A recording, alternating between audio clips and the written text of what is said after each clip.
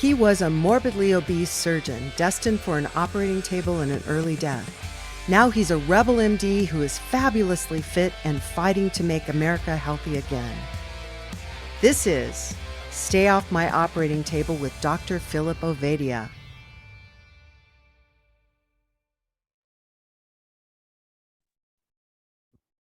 Well, we're back.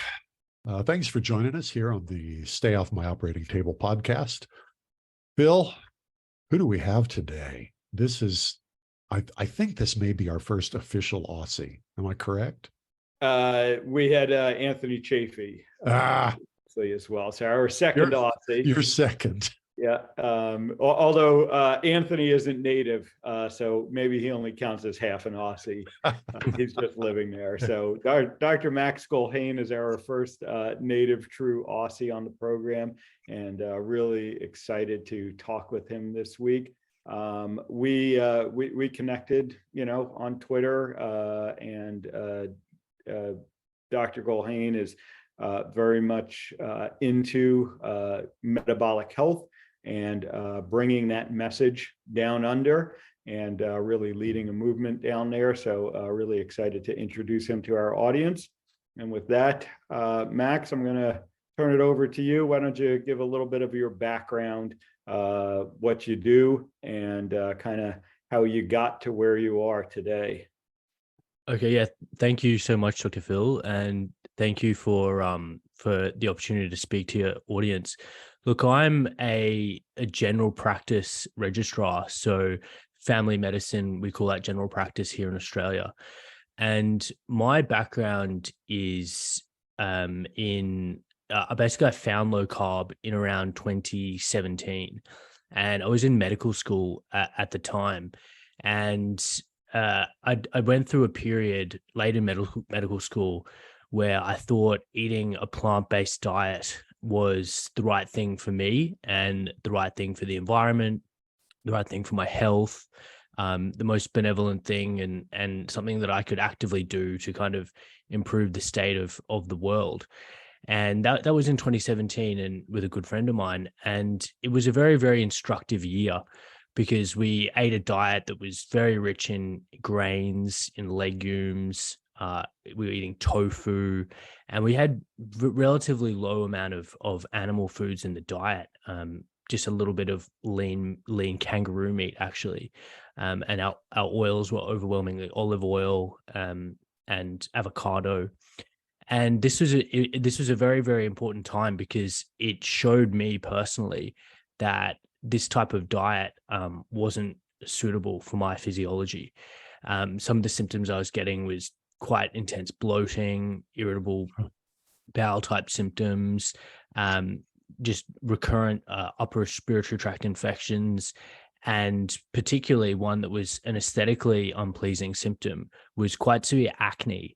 And as you can imagine, being mid to late 20s in medical school and still having acne, it wasn't something that I enjoyed having.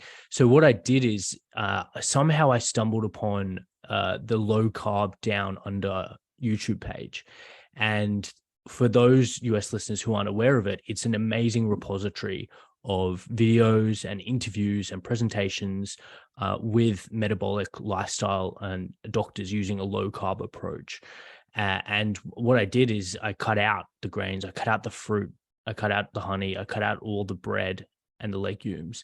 And this acne started improving, and the gut symptoms started improving. And then towards the end of 2018, I simply was looking down at my lunch when I was at medical school in my final year, and I'd prepared some meat with salad. And I looked at it, and, I'm chewing down on these spinach leaves, and I'm thinking to myself, well, do I actually even need to be eating these?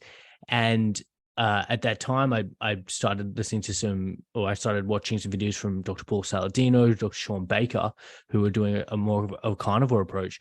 And at that point, I thought, well, no, let's try this without the salad.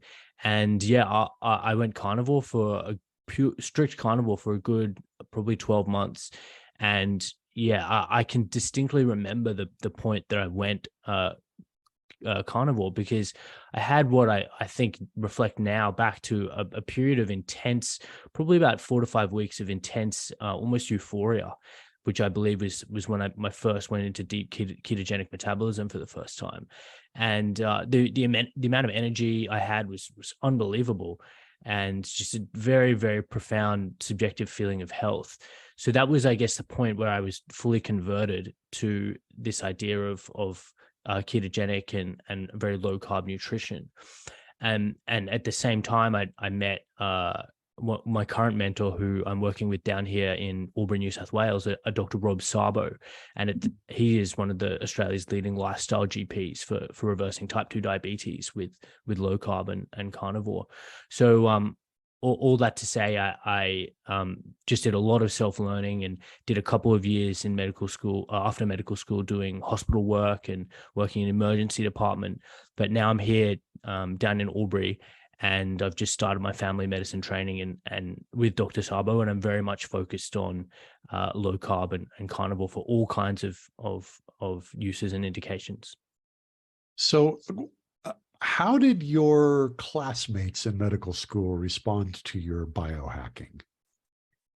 There's a lot of kids in the class, you could say, and I made a couple of comments here and there, but at that initial stage, because it was still quite a embryonic experiment on myself, I wasn't maybe pushing or talking a lot about my personal journey, but a couple were interested, but on the whole, and Dr. Phil can attest to this in terms of our medical colleagues, people do their own thing.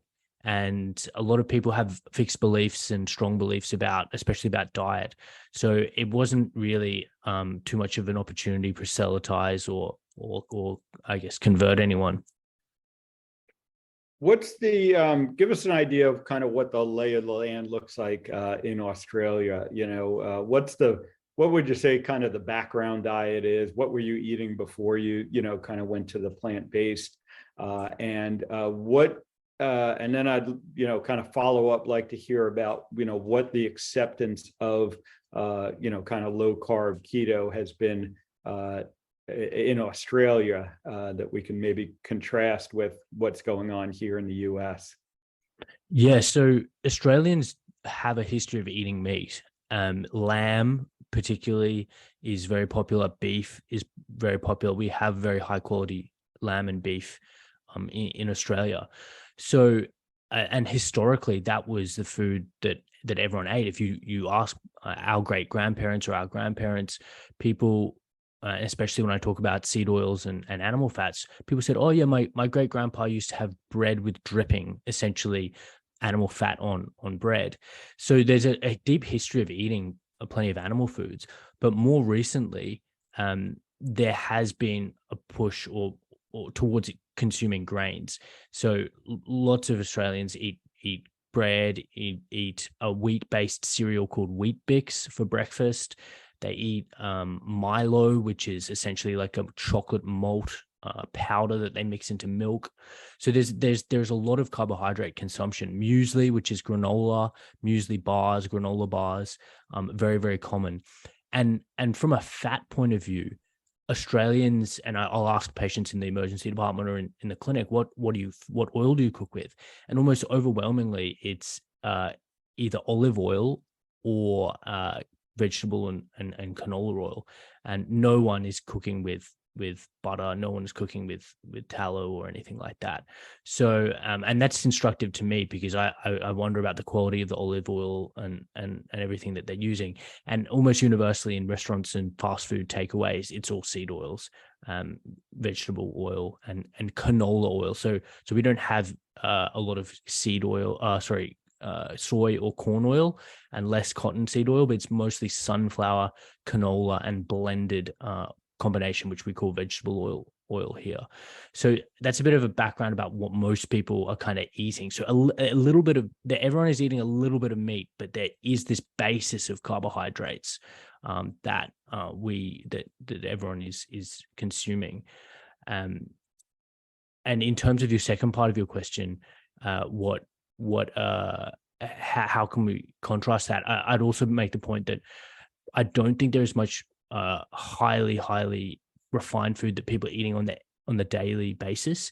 We don't have high fructose corn syrup, and I suspect we might have less like glyphosate contamination of our food because we don't have as much genetically modified wheat and corn. So perhaps those are the main differences.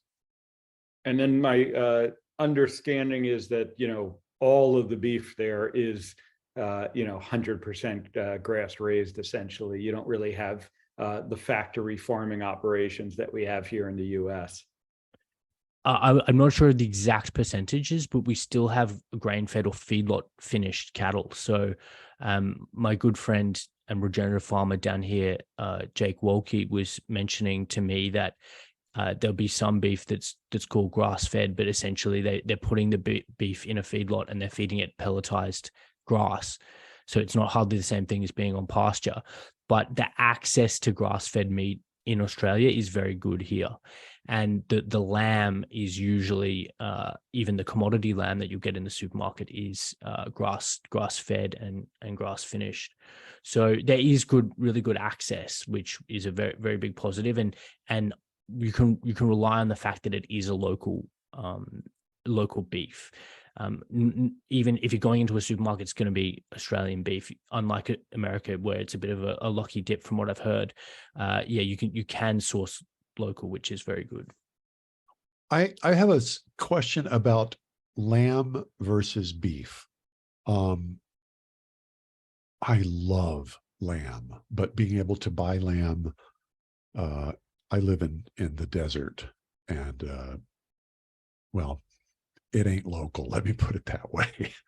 My understanding is that, for example, in Great Britain, there in England, lamb is very popular, and it's because they just don't take up as much space as cows do. It seems like my understanding is that cows are probably the best form of red meat protein we can get, not so much nutritionally as just simply from an efficiency standpoint. If you've got the space to raise cattle, you can get a lot more beef out of a cow than lamb out of a sheep. All else being equal, cows are better for the ranchers than sheep. Australia is a big place. Why is it sheep instead of cows? Yeah, that's an interesting question. I think that there's a different in terms of the grazing habits of the two animals. So the sheep, I understand, are grazing closer to the ground. I think for certain farmers, the unit economics works out better depending on where they are. And the scope or the span of Australian pastoral land lends itself in certain areas to different animals. So in the northern parts of Australia and the far western parts of Australia, with very, very marginal arid land, we run a lot of cattle called who are adapted to these rough conditions, like Santa Gertrudis and Drought Master, and these type of I believe they're Indian originally breeds that have been kind of adapted to this area, whereas the lamb that you'll usually find is will depend. I believe that they're more improved pastures and less kind of rough, but there is saltbush lamb as well. So yeah, it's a bit of a mix, and I think often it's a bit of a farmer preference on what the farmers have been doing. Historically, there was a massive wool trade in Australia, so whether that's a bit of a legacy as well, it's also a possibility. So I'll throw it to the two medical doctors here.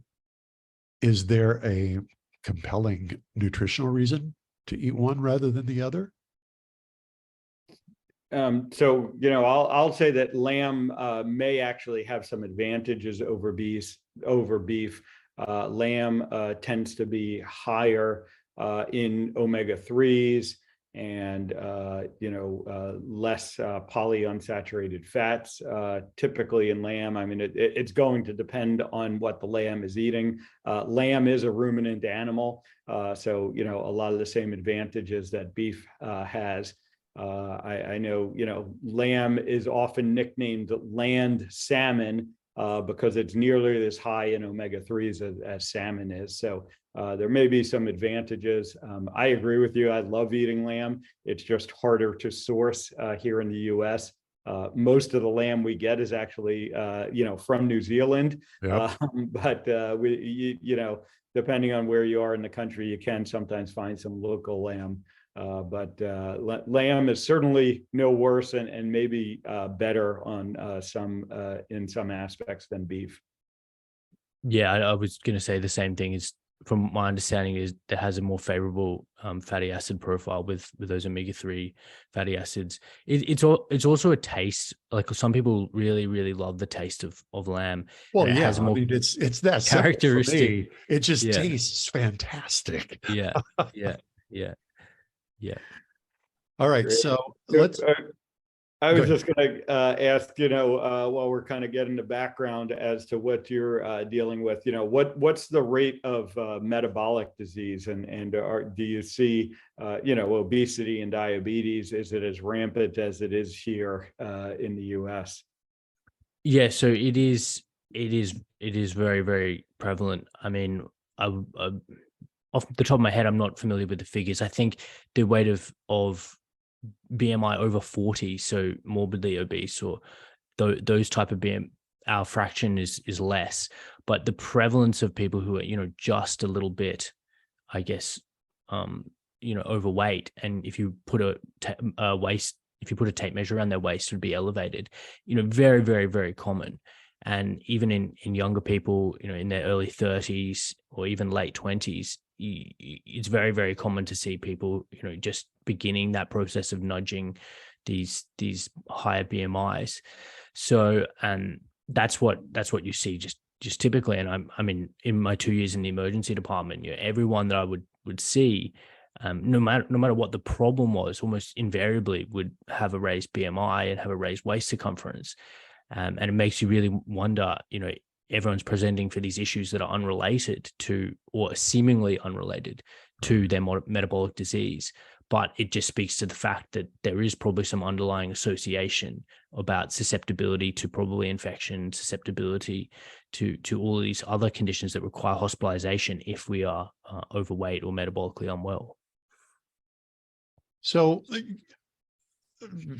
first of all, you're singing off our play sheet. We love that. And I'm going to leave it there because I've got another question I want to follow up with regarding metabolic health, and specifically the obvious element of poor metabolic health, which is obesity. I'm old enough to remember when it changed in the United States.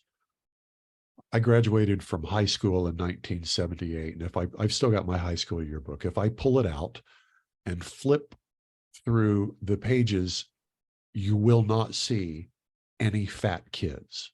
Any. Now, it wasn't a gigantic high school. There were 800 in my high school, but we didn't have fat kids, period. There were a couple chubbies, and chubbies back then were fat. We thought they were fat because everybody was slender. And in the mid 80s, I mean, I remember this so clearly when the usual suspects declared that margarine was good, butter was bad, eggs were bad. You know the drill. And that's when I saw the waistlines explode. And, most of what Dr. Ovedi is doing, what you're doing, Dr. Golhane, is pushing back against whatever the heck it was that happened back then. My question is, with that as background, did it happen at the same time in Australia, or did it take a while to roll through?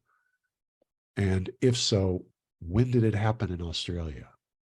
Do you know? Yeah, that's a great question. And I guess the McGovern report was the first event back in 1977 when they first started recommending replacement of polyunsaturated oils in the place of animal fats. And then subsequently the dietary guidelines in the US kind of perpetuated that kind of trend.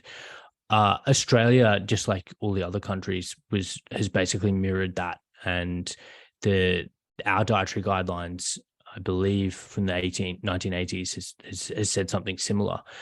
And I think that since I've been around, or since I can remember, and that was even in the early 2000s and the late 90s, people weren't as overweight as they are now. And I really think that it's accumulation or a compounding of the advice that everyone got. And yeah, as you mentioned, the initial event maybe occurred in the mid 80s, but what we're seeing now, and especially with the push towards a more plant-based diet, I think it's exponentially upticking.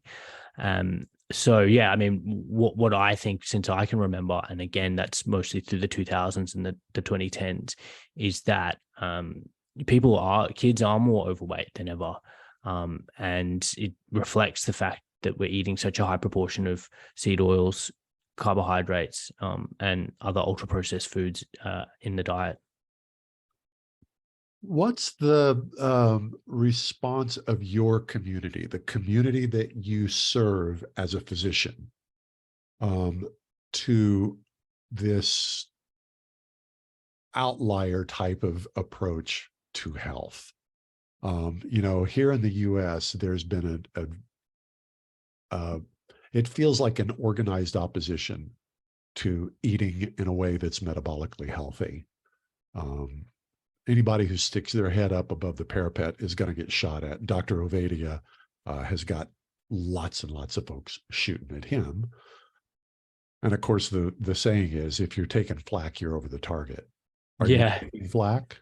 I'm not yet. So maybe I need to make a bit more noise. But I think there's really people, the average person, I like to think, I think they're being gaslit. So they're in a stage of, I mustn't be dieting hard enough. I mustn't be exercising hard enough. There is this mentality that it's them that aren't doing anything right. Yeah, it's their fault. And that's the pervasive kind of climate that the narrative and the messaging is promoting, which is, if you're overweight and you're obese, it's actually your fault. And there's no realization, or very poor realization, that it's in fact that these patients and our patients aren't being served by the advice that they're being given. And overwhelmingly, I see patients who are overweight and they're making a real effort in their exercising and they're still putting weight on. Yeah. And I have to say to them, look, it's not you that are doing the wrong thing. It's you haven't been served. You haven't been told the correct advice. And a lot of people are very relieved when they hear that. But I think it feeds into the bigger problem, which is that there's been a subsequent and successive messaging. First, eggs are bad. Now, saturated fat's bad. Meat's bad. Eat this, eat that, and patients are just so confused. And rightly, they're just at sea with this whole diet and exercise point of view. As for taking flack and putting your head above the parapet, you might know about Dr. Gary Fettke. If you don't, he was an orthopedic surgeon from Tasmania, and about 4 or 5 years ago, he was essentially taken to our medical disciplinary board, having been complained by a bunch of dietitians who were essentially protesting his use of a low-carb diet for his patients. And I believe the charge was inappropriately reversing his patient's diabetes. Essentially, yeah, it's bizarre and hilarious. You essentially, didn't heal them in the approved fashion. Yeah, exactly. So he was seeing truckloads of patients with end-stage peripheral diabetic foot disease, and subsequent lopping off toe, then more toes, then foot, then below knee, then above knee in his patients in his community, and essentially went down his own health journey, which, as I talked to Dr. Phil about, is kind of the catalyst for doctors like us. We have to walk the path ourselves before we realize what's going on. And he walked the path in his own way, and then implemented it with his patients, and started reversing all their diabetes. And what he did was basically offensive to the status quo, and particularly the dietetics profession. I'm sorry to laugh, but this is just such a familiar story. Yeah, isn't it? I mean, there's always a silver lining, and what has emerged out of that issue was that Dr. Fetke got completely cleared, and he was served an apology. But his lovely wife, Belinda, has done a deep dive into the interests and into the powers that were basically pulling the strings behind that smear campaign. And she's done amazing work to reveal the influence of the Seventh-day Adventist Church through companies like Sanitarium and all these grain companies and the food industry. And basically these dietitians were, for the lack of a better word, they were the puppets of larger interests who were feeling threatened by such an effective use of a low-carb diet. Yeah. So we need to get Belinda. Belinda, that was her name? Yeah. Belinda Fetke. Belinda Fetke on the show, Yeah. Phil. Both of them. Yeah. Both Gary and Belinda would be a great guest. I'll start working on that. So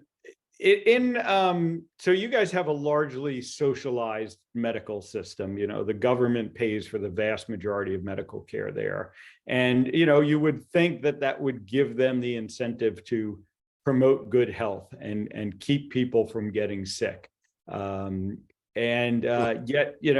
my understanding is that's not what happens.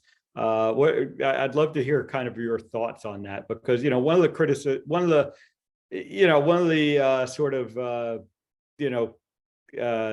discussions that goes here, in the U.S. is our medical system, being a largely private medical system, is driven by taking care of sick people, doing more procedures, prescribing more medications, and it's a kind of a profit-driven system.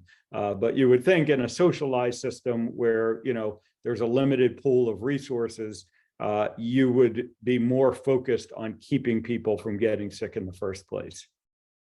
Yeah, you would think so, and unfortunately, it isn't the case. And very much our general practice approach, on what I'm learning and what I've seen, is that it's very much focused on managing chronic disease, management or facilitating. And what this means for diabetes, hypertension, is just a series of increasing number of prescriptions as you slowly watch the patient deteriorate and become sicker and sicker. So you'd think that the powers that be would be incentivized to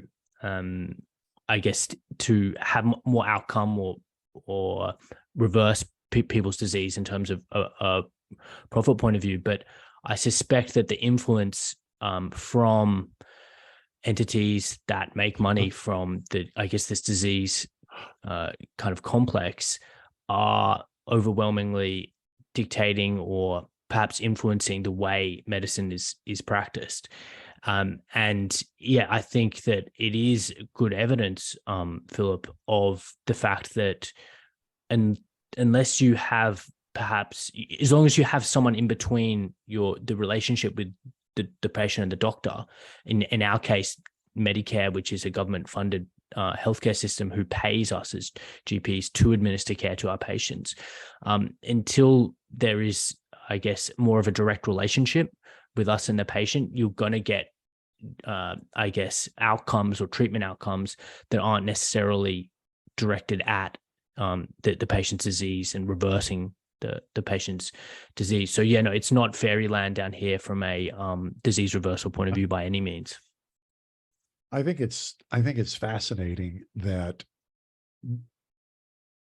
we've sat and watched this whole medical debacle unfold over the last, I guess, 15 years, 14, 15 years. Barack Obama was elected president, and part of what drove people to vote for him was the promise of what eventually became Obamacare. The entire bill was written by the insurance agency, and now we're shocked by insurance companies. Now we're shocked to find that insurance companies and pharmaceutical companies are making massive amount of monies while the rest of us are getting sicker and sicker and sicker.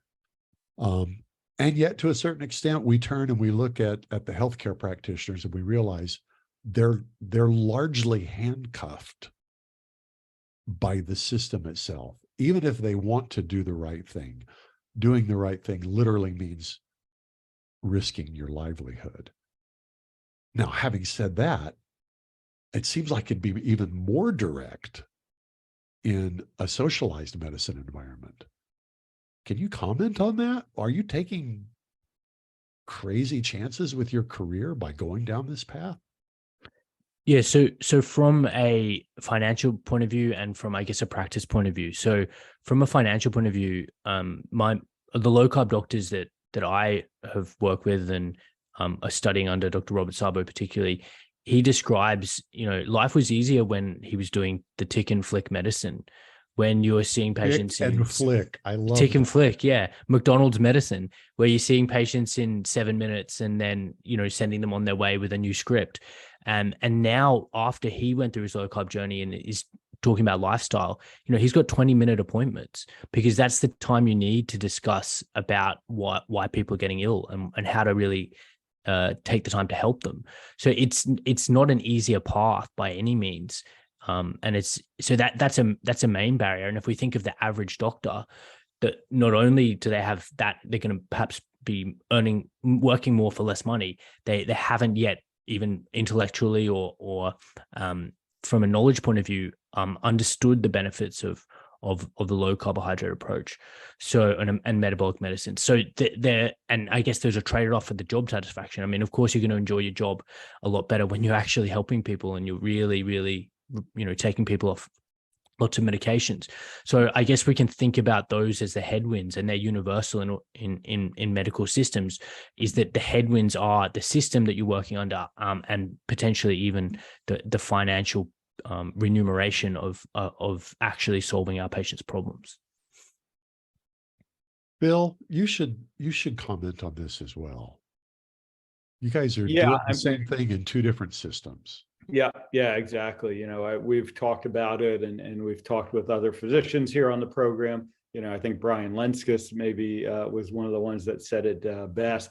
But yeah, I think doctors are trapped within these systems, and it seems to be very similar issues. No matter where in the world you are, that the healthcare systems are in a lot of ways handcuffing doctors and keeping us from doing what we should be doing, which is making people and keeping people healthy instead of just managing their sickness. And it is very interesting to me because a lot of people here in the US say that socialized medicine is the solution to our problems, and yet we see in countries that have socialized medicine, they haven't solved the problems. And you probably a lot of people that are in the socialized system say we wish we were in the US and practicing under that type of system. Maybe we do have there is some more opportunity here in the US, I think, to kind of break out of the system and set up a different model. And people like myself who have done concierge practices, the direct primary care like Brian Lenskis has, maybe there's a little bit more opportunity to do that here. But on the systemic level, the problems appear to be largely the same. Yeah. And to me, that makes sense because I feel like the expectation of the average person is that, the healthcare is not going to cost a lot. It's very subsidized here. And I think when it comes to lifestyle advice, people are less inclined from a psychological point of view to actually act on the advice that they get unless they're paying money for it. And I think people value Whoa, whoa, what whoa, they whoa, what they whoa, pay whoa. for. Whoa, I want to make sure I understood what you just said. Are you saying that what you observe in Australia with the socialized healthcare, I don't know if that's what you guys call it. That's what we call it here in the States, socialized healthcare. That the mere fact that you have socialized medicine means that people are less likely to follow the advice? I mean, I don't want to, I guess, I don't want to paint a broad brush, and I condemn people, but I Okay. feel like when simply in my observation of uh, a small number of patients that I've seen so far, the fact or the times where people are most receptive, I think, is when there's been a value exchange. And just in life as well, if people have paid for something, their tendency to, I guess, execute or act on whatever advice they've been given is greater. So that's where I was, I guess, I think the value of something that Dr. Phillips doing in the direct, what you mentioned, the direct payer model, is that someone who's paid for their care completely perhaps might be more inclined to make lifestyle changes, whereas rather than just go to a doctor, here's another script for your metformin, here's another script for your Lipitor and your blood pressure medication, and they're happy to continue doing what they're doing because perhaps the total cost, and it's changing now because prior to recently there was no gap. Often people would be what's called bulk billed, so there wouldn't be any out-of-pocket costs for seeing their GP or the family doctor. Now that's changing, and more practices are having to charge a gap fee. But still, I really think that what Dr. Phillips said about the direct care and the concierge services kind of makes sense to me in terms of helping people who are willing get and make lifestyle changes. Yeah, and I would, I would say I'm not as cautious as you in making these statements. I think the fact that people are disconnected from the cost of their healthcare is a major problem. And here in the U.S., even though we don't have socialized medicine, most people still expect their healthcare to be largely free. The costs here are on the employer usually, who's providing the insurance as opposed to the government, but people still largely aren't paying out of pocket for their healthcare, and they just figure, when they get sick, their insurance is going to pay for it, and I think that's a major disconnect. I think if people had a more direct financial stake in their health, that they would pay more attention to it. Now, one of the issues we need to conquer is getting people to realize the other costs that are involved with bad health. And also just getting people to understand that there is an alternative. I think the other problem we suffer from is here, certainly here in the US, when you look around you and everyone is sick, you just say, okay, there's no alternative. This is how it is. And the doctors don't tell you that there's an alternative. And so you just go through your life and say, well, this is the best I can do, is just managing it and taking medications. But when you get the message that it doesn't have to be that way, that you can reverse type 2 diabetes, that you can prevent heart disease, the people that wake up and listen and hear that, they are the ones that then are willing to invest in their health, and they realize that that's a worthwhile investment. So I can say that the people who work with me are very invested in their health, and I don't have problems getting them to follow advice. If it makes sense, if I'm good in giving them good advice and they're getting results from that advice, they are going to follow it. I think we have many layers of problems that we have to deal with. But again, it's just interesting to me that, what look like two different medical systems, get the same results and have the same issues. Yeah. And we're competing. I guess in Australia, you can really think of, independent direct paying model is actually has to compete against the status quo, which is, oh, I can just go to my GP and get a subsidized appointment. So I guess the barrier is that in terms of offering value and price is perhaps might be even more difficult to a more expensive healthcare system, because we're having to compete against what is essentially almost or very subsidized healthcare here. I want to just get y'all's comments on a story that just landed this week. The single biggest selling anti-heartburn drug in the world, Zantac, which is over the counter, or at least was over the counter here in the US. We had a nationwide comedian who was known nationwide, who was the representative for this stuff because he was fat, and when he said he had heartburn, people would believe him. Zantac was pulled off the market because apparently it is linked to causing cancer. And to make it even more fun, Glaxo, the manufacturer, has known about this for 40 years. Comments, please. Yeah, I mean, it's just another kind of, chalk it up in the book of pharmaceutical company and industry, maleficence, next to thalidomide, Vivox, and the rest. To me, it just speaks to this idea of, yes, perhaps at one point they were providing very, very important, novel pharmaceuticals that were really extending people's life. But I think, as Marcia Angel, who was the New England Journal chief editor, said, I think she said that in the early 2010s, that it's simply become a process of releasing, drugs of ever diminishing efficacy, and increasing price and just pervasiveness of pharmaceutical treatment. So I mean, it's not really surprising to me that there was an awareness of harm, because I mean, the track record, as far as we know, is that has happened, and I think that will continue to happen as long as profit and not patient health and outcomes are the chief motivation.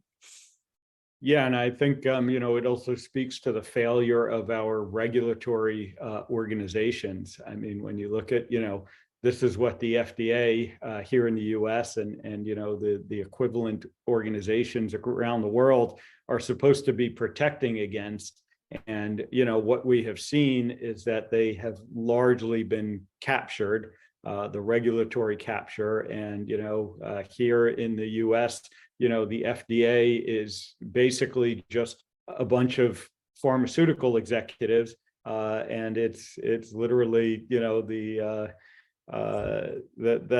wolves are sitting or watching the hens. I mean, it's really become a problem, and I think unfortunately we're going to see more and more stories like that. Like you said, this isn't unheard of. I mean, we can go back through medical history and see many similar examples.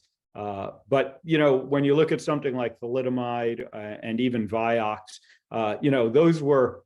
those were picked up on relatively quickly. I mean, they weren't on the market 40 years before these issues were discovered. So the interesting thing about the Zantac is that it has even been known about by the regulators. There have been sort of intermittent recalls. There was it was initially blamed on some of the manufacturing processes and some of the generic manufacturers overseas, but it's not my fault. It's not my fault. Exactly. So I think it just it points to the fact that the best I've said it before on the show, the best way to deal with the pharmaceutical industry is to not need pharmaceuticals, because it's hard to see their benefit, when you're looking at chronic disease. Like you said,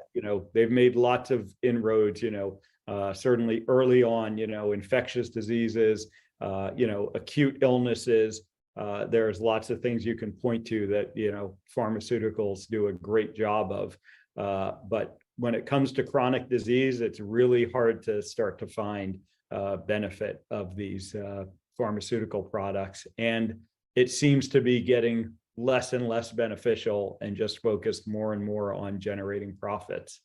Well, and I think it's worthwhile saying that if I have an acute illness and there's a drug that fixes it, first of all, hooray, thank you, but it fixes it. And I don't need the drug after that. But if I've got a chronic disease, woohoo, there's a drug that'll manage that for the rest of my life. And I'm just a crop at that point. I'm not a human being. I'm a crop. Yeah. I know I've said this before, but okay. Yeah. And people aren't, people don't have the Lipitor deficiency. They don't have an Ozempic deficiency. That's not what's the problem here. The problem is the lifestyle. I'm Lipitor deficient. Yeah. No one is Lipitor deficient. So when you flip it and you pose it like that to patients, you can get a bit of traction because they realize that this isn't the silver bullet to their problem. I just wanted to make a comment about final comment about the drug companies. And I really think that's relevant for any physicians that are listening, particularly, which is that science has been weaponized incredibly effectively by the pharmaceutical industry, and particularly by hidden evidence or unpublished evidence. And, the typical examples are when, 5 studies are done, 4 show a null finding, 1 shows a positive finding. The 4 that had a null finding get put in the bottom drawer.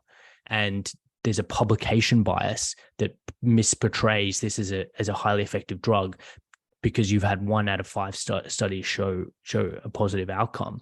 So what I think that is a barrier, or the reason why many drugs perhaps are continually prescribed and even recommended by guidelines, is that there's some strings are being pulled at a very high level that misrepresent the efficacy through things like publication bias and this other type of weaponization of evidence-based medicine in a way that the average doctor on the ground, who doesn't have time to sift through all the totality of the evidence, is simply unable to recognize. So they will continue to work through just based off of guidelines, which, as you mentioned, Philip, in the US, the FDA are a bunch of pharmaceutical executives. So you can imagine how the influence percolates down into our treatment guidelines. And Dr. Joe Sixpack, on the ground, in terms of his daily treatment, isn't going through and realizing that the degree to which the things that the way he's being practiced has been influenced by an influence or interests that are disconnected from the interests of his patients. Just a point of order here.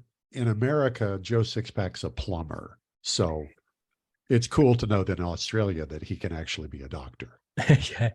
Yeah, but he doesn't have a 6-pack. That's fair enough. He's holding a 6-pack of beers. Yeah, exactly. It's a 6-pack of beer. And so one of the best books that I read on that subject, Dr. Malcolm Kendrick, Doctoring Data, and he talks all about that. Really, a big problem for us in medicine that are trying to figure out, what is the right thing and what does the science tell us.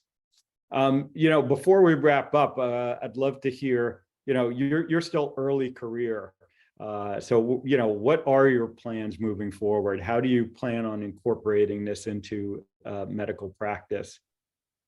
Yeah, so I am, and I'm trying not to say anything too controversial too early. But what I'm interested in, I guess, is implementing more of an ancestral animal-based diet in a range of areas. Metabolic health for people with type 2 diabetes, obesity, fatty liver disease, that's a key pillar.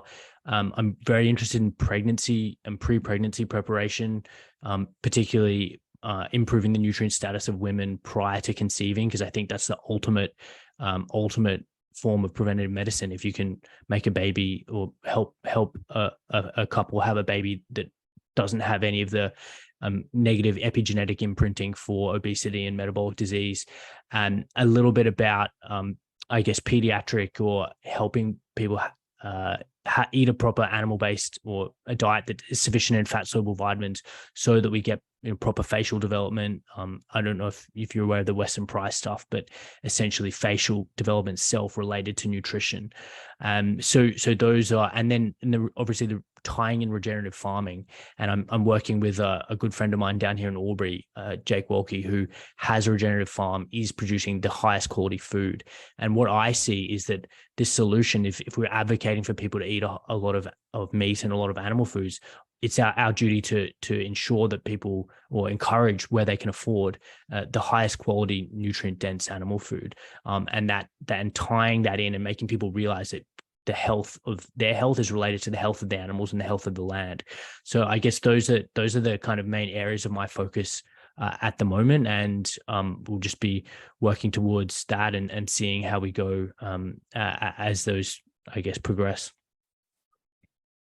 Well, tell us about your public face for those who aren't where that you can treat them, but want to follow you and keep up with what you're working on and what you're talking about. What do you got? I know you've got a podcast. Yeah, so I host a podcast called the Regenerative Health Podcast, and I guess the reason for that title is that I'm emphasizing both regenerative farming and the fact that you can regenerate your body if you give it what it simply needs and you remove all the refined foods and all the kind of toxic inputs. So the Regenerative Health Podcast, and you can find that on Spotify, on Apple Podcasts, on YouTube. And I do in-person consulting at my family medicine practice at the Gardens Medical Group here in Albury, New South Wales, Australia. And I guess if anyone wants to contact me directly for nutritional lifestyle consulting, they can email me regenerativehealth at proton.me, and I'm sure we could do some remote nutrition consulting and lifestyle consulting if they'd like. And I'll remind the audience that all that contact information will be in the show notes, so you don't have to jot it down right now. All right, very good. Well, we try to keep this at about an hour, and that's where we're at. We're at about an hour. Any last words, Dr. Ovadia? No, just really great to be connected now with Dr. Golhane, and look forward to the day that we can meet up, maybe on your side of the world or ours, and maybe share a side of lamb, or and keep fighting the good fight together. Yeah, great. Thank you so much, gentlemen. It was a pleasure to meet you, Jack, and great to see you again, Philip. Thank you again for the opportunity to speak to your audience. All right. Well, that is Dr. Max Gulhane. His podcast is Regenerative Health. As a marketer, I might suggest an easier to say name, but I'm looking at his podcast website here. He's already had some really interesting guests. So for those of you on the south of the hemisphere, go to him first. North of the hemisphere, come see Dr. Ovadia first. How's that? All right. Well, this is the Stay Off My Operating Table podcast. I want to encourage you all to go visit Phil's website at ifixhearts.com. He's got the metabolic health quiz there that'll help you score yourself and get an idea of exactly where you are. And go ahead and hit that like and subscribe button here on the podcast. We drop a new episode every Tuesday. This one will drop early March, I believe it is. And we'll talk to y'all next time. America is fat and sick and tired. 88% of Americans are metabolically unhealthy and at risk of a sudden heart attack. Are you one of them? Go to ifixhearts.co and take Dr. Ovadia's metabolic health quiz. Learn specific steps you can take to reclaim your health, reduce your risk of heart attack, and stay off Dr. Ovadia's operating table.